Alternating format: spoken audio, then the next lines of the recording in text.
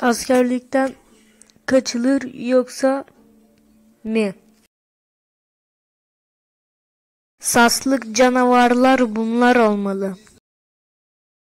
Artık silahlarla ve vahçalayarak kaçacağım. Vahça!